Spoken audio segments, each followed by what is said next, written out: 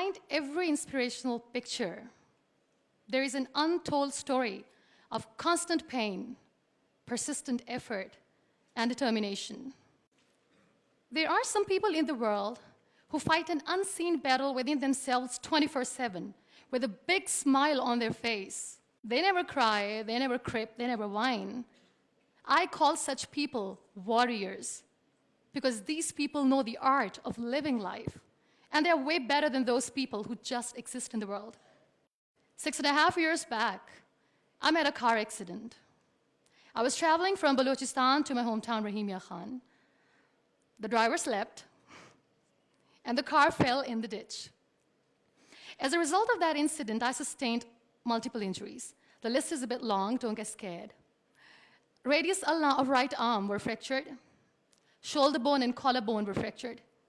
Lungs and liver were badly injured. The whole rib cage was fractured. But the injury that changed my life and my personality completely was the spinal cord injury.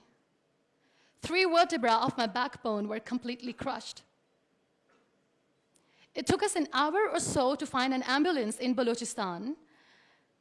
All the effort went in vain because we couldn't find an ambulance. So I was thrown in the back of a Potohar Jeep, and I was rushed to the nearby hospital.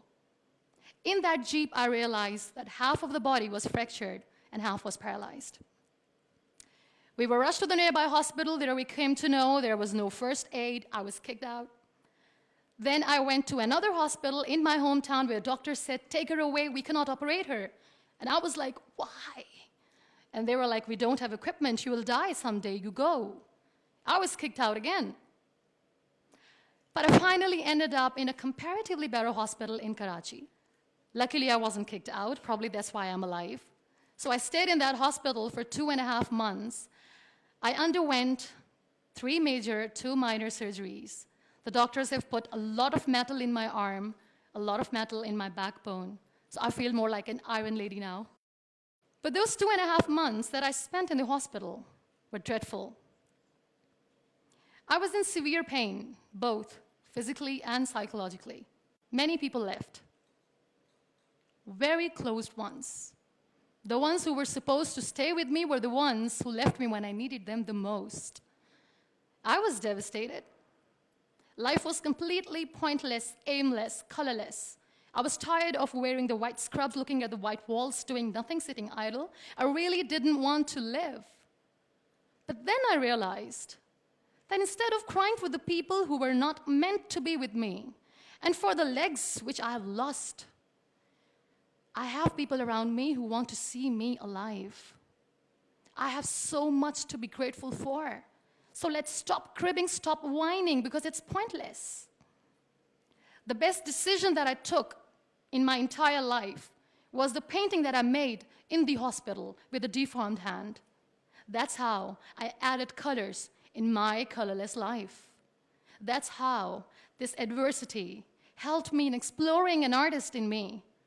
That's how this art kept me alive through this whole journey.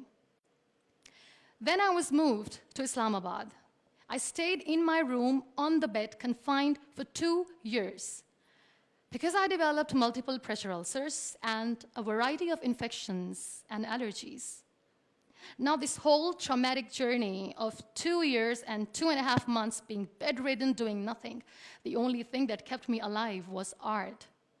What a beautiful medium art is, that without uttering a single word, you express yourself. What a beautiful escape it was.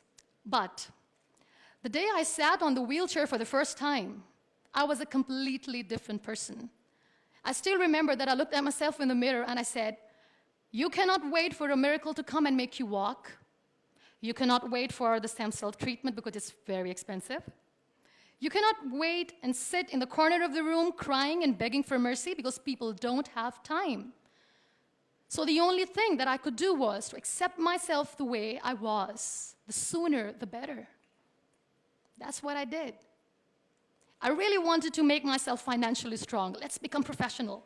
I started to find some jobs. A very good friend of mine, Fine Day, updated the status on Facebook saying we want content writers. And like a cribber, I commented, "I wish I could." I was called for that interview, and I was hired as one of the content writers for Pakistan's first official websites, heartofasia.pk. Salman Taseer late was the CEO. That's how I started my professional career.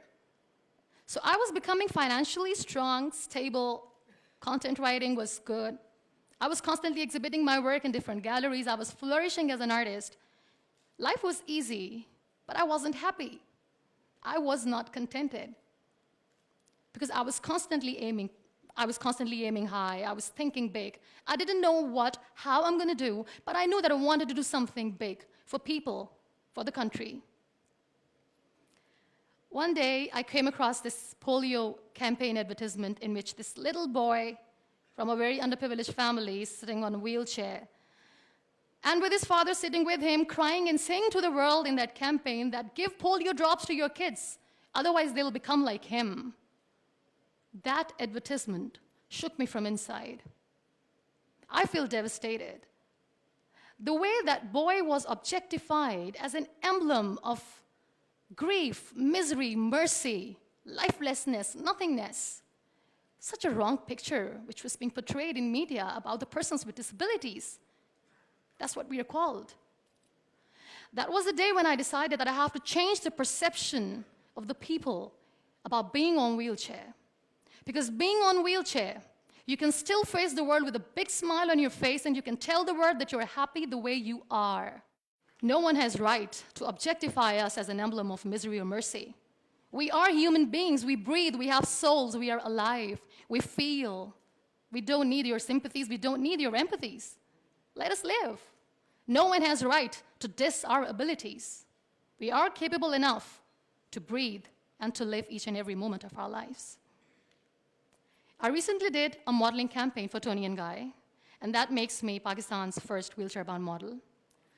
I'm brand ambassador of the Body Shop Pakistan, and I'm one of the very lucky Pond's Miracle women.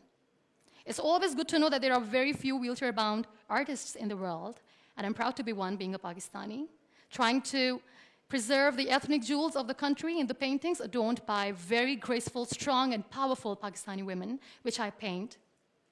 Very soon, I'm going to be Pakistan's first wheelchair-bound TV host.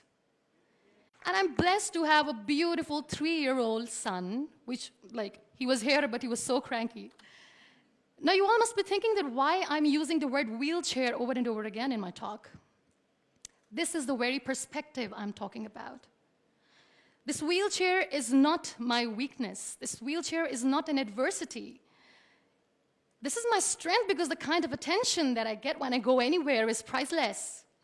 Everyone loves to be in the limelight. I have started enjoying to be in the limelight too. This is the very perspective I'm talking about. This wheelchair has given me an opportunity to explore what I had in me, and I never knew it. I feel really sorry for some people who play this blame game. They say they feel caged. They cannot perform well, they cannot excel because system is not allowing them to do. The government, Pakistan, the whole world, society, economy is not letting them grow as a person. They're not excelling in their careers. They say they're caged.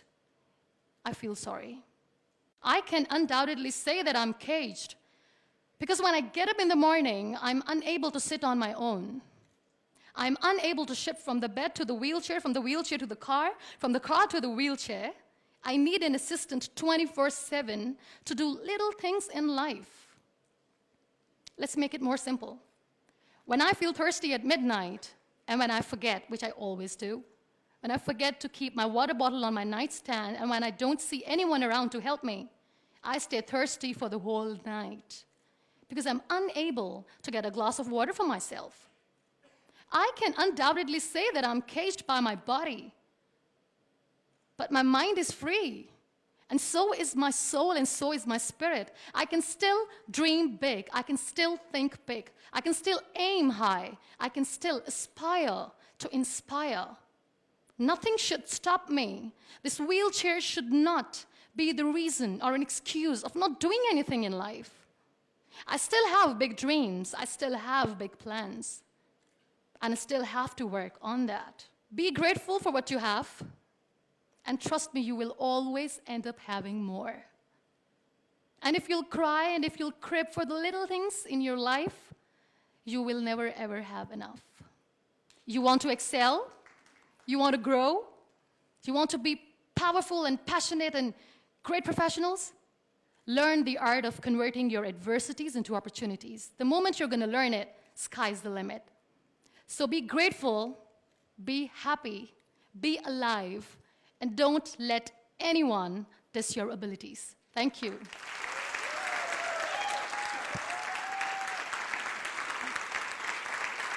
Thank you so much.